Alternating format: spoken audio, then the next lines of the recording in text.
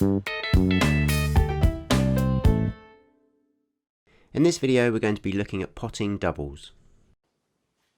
Sometimes in a game of pool we might be left in a position where the direct route to the pocket is blocked, or perhaps the potting angle is very fine. If this is the case, then we might look at playing a double to pot the ball.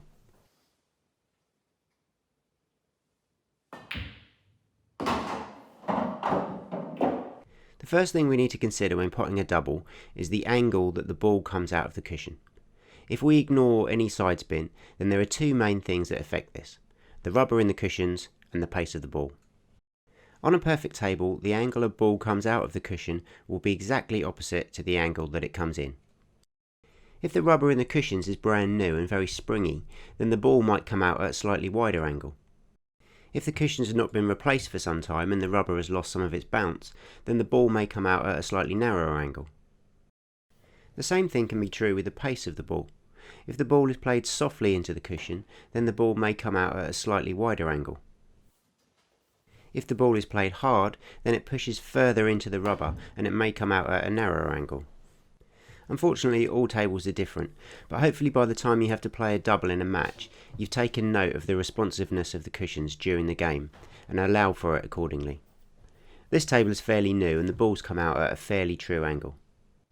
So the first thing we do when attempting a double is walk round and work out what point on the cushion gives us an equal angle in and out to the pocket.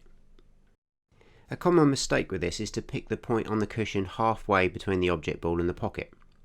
This is only true when the object ball is as far away from the cushion as the opposite pocket. The closer our object ball is to the cushion that we're hitting, the closer our impact point is to the object ball. Once we've done that, we imagine a ball in that spot and walk back round, keeping our eyes focused on that spot. We then double check that the angle looks correct from this side of the table.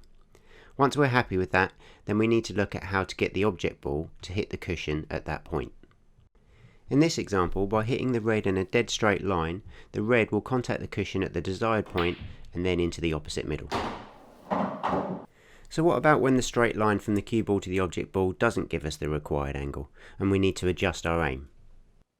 Just as before, we walk around the table and look at where we need to contact the cushion to create an equal angle in and out of the cushion and into the pocket.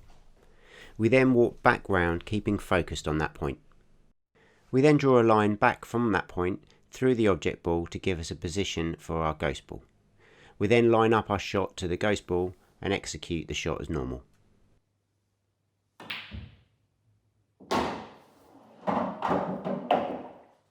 We do exactly the same thing when we need to narrow the angle out of the cushion. You can see here that hitting the ball straight would bring us far too wide, so we need to narrow that angle. Again, we work out the point on the cushion that gives us an equal angle in and out of the cushion, and then walk back round, keeping focused on that point. This time, however, the position of our ghost ball means that we'll be hitting the object ball quite thin. As I've discussed in other videos, this brings the element of throw into effect. This means that the thinner contact throws the object ball forward slightly, which will widen our angle and mean that we end up high on the middle pocket. We need to allow for this by aiming slightly thinner, creating a narrower angle. The throw effect then takes our object ball back to where we originally intended and we make the pot.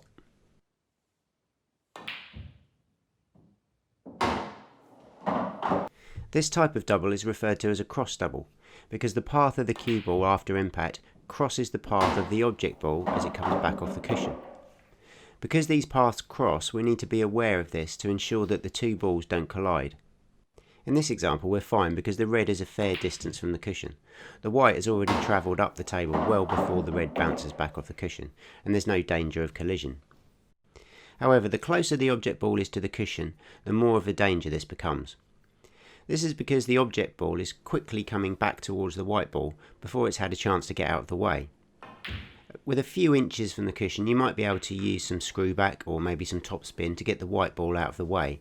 But once you get too close to the cushion, it can become impossible to avoid what's called a double kiss, and the double is just not an option.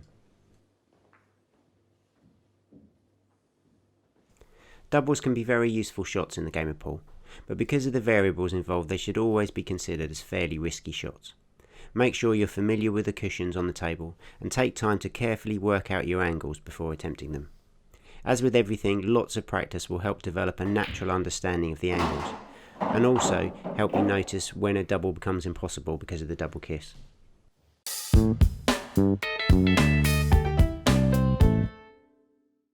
If you want to see more practice routines and pool tutorials, then please remember to subscribe.